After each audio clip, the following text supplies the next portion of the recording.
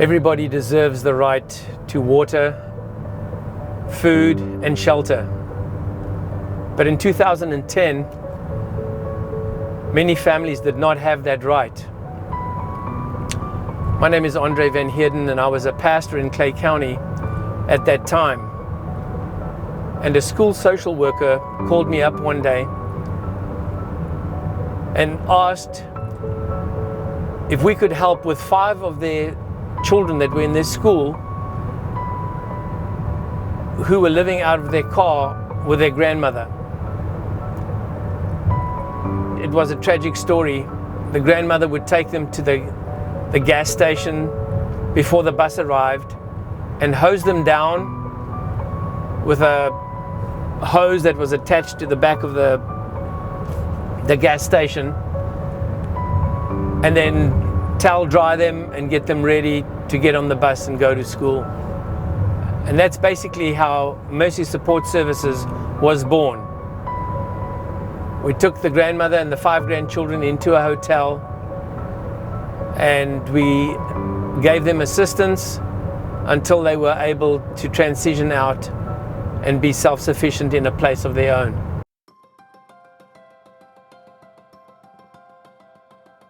Our mission is, and I want to explain a part of this, our mission, we are a Christ-centered organization, and we serve the people of Clay County who are circumstantially in need, and we try to guide them back to a place of self-sufficiency. But circumstantially in need, we use that term because we are not equipped or resourced to work with those who are chronically homeless. People who have been on the street for a long time, we do not have those resources to help them.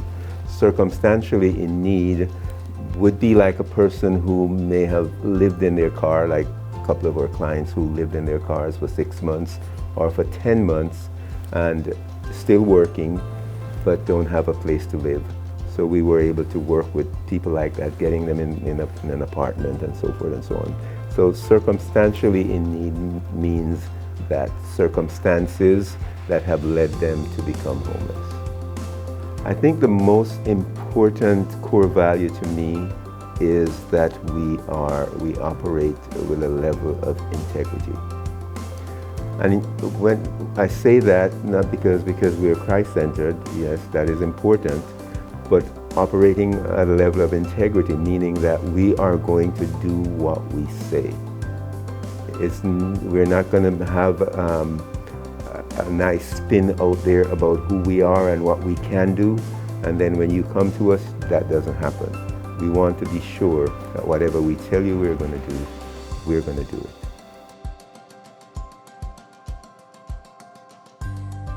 The core of our heart, what we're trying to do is not just, again, put a Band-Aid on a situation. We want to get to the root of the matter. We want to find out what's really going on in someone's lives that is keeping them positioned in that place where they have to continue to ask for a handout. What can we do to stabilize them? What can we do to bring them to a place where they can sustain their lives? So to give a handout, someone may say, yeah, well, you're paying their light bill, that's kind of a handout, but that's why we have the accountability measures in place so that we know, hey, they keep calling, let's pull them in, let's find out what's going on, see what we can do to get them beyond this. And you uncover really what's happening.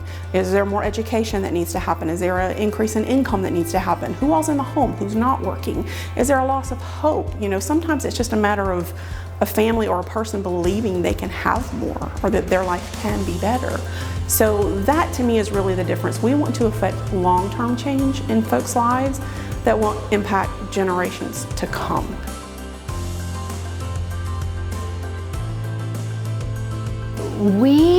One of the core values I absolutely love is we meet people where they're at. We're not here to judge. That's Christ's job.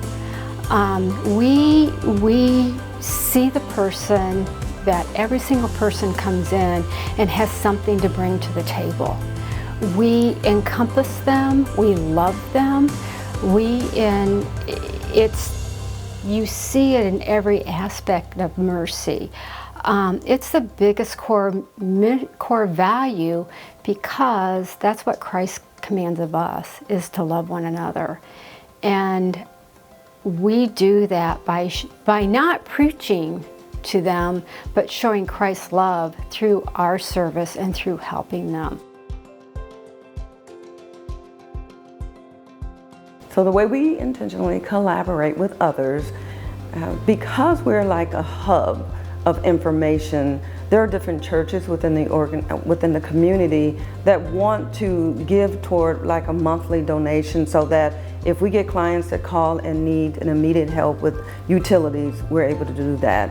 If there are clients that needs to understand how to, I would say, with the help with the Medicaid and Medicare, we partner with some of those individuals, and we're gonna eventually have a wraparound service where they can come once a week, so that the clients that call, they can come here and do that.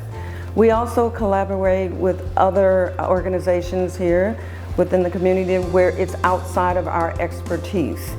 So we're constantly looking at how can we build a better program and make sure that we have reputable people that we are referring our clients to.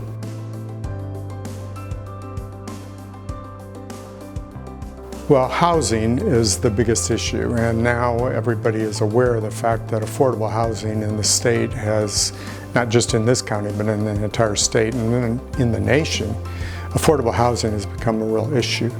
So we're trying to advocate for that. And we're not just providing transitional housing, but all of the services, support services that individuals need to get to a level of self-sufficiency. They have financial training, they have, if they choose, to have a prayer partner. We give them job training to try to get them to a level where they can support themselves. If they need transportation, childcare, education, whatever their needs are, food security, clothing, we help them if they need a resume prepared, whatever their needs are to get them on their own 2 feet.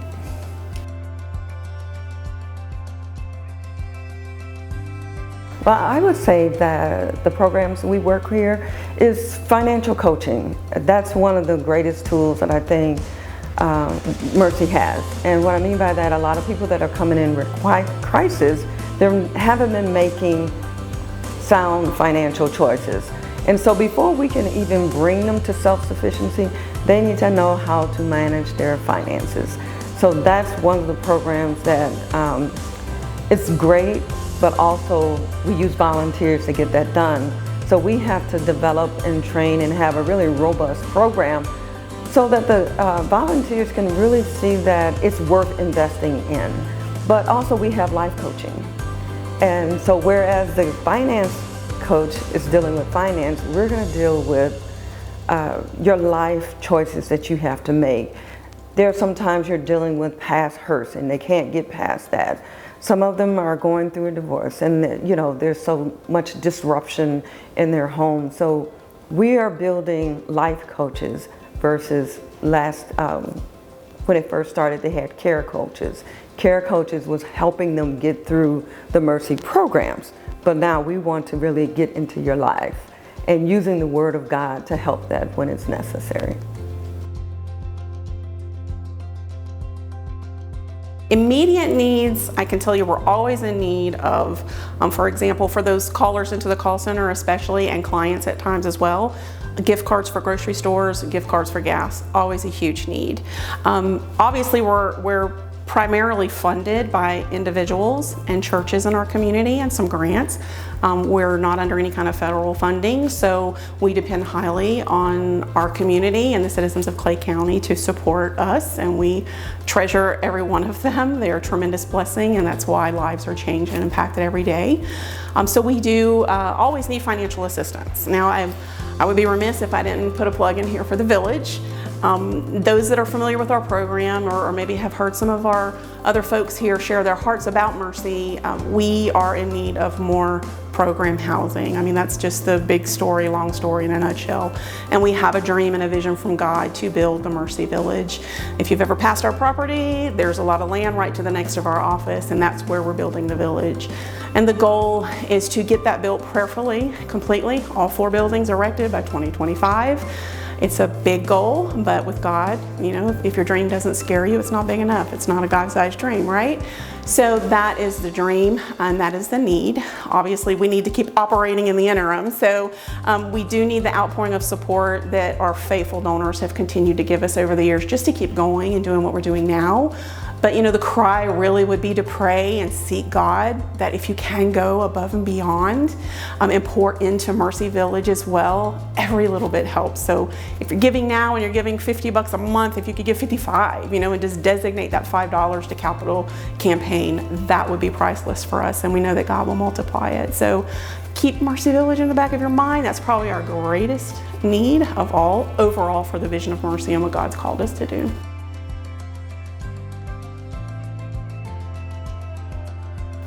I believe that if we can do what we say we're going to do, because of the vision we have where we can impact families who have been in bondage because of generational poverty, or they have lived in a situation where they have never understood what hope is. They don't know how to plan ahead. They don't know what next steps to take. We want to be able to help people through that. One of the most important things with us is that we are Christ-centered. And we know that the only change agent and the only agent of transformation is Jesus Christ. And we don't want to, we're never going to force the Bible or Christ or Christianity on anyone, because Jesus Christ is a gentleman. It does say in Revelation, if anyone, he's knocking on the door, and if anyone hears and open the door, he will come in. So we can't force him on anybody, but that they know that the reason we do what we do is because we are empowered by Jesus Christ to love others just as he has loved us. And that's what we want to do, to show his grace and his mercy. And because of that, I believe we have an incredibly bright future.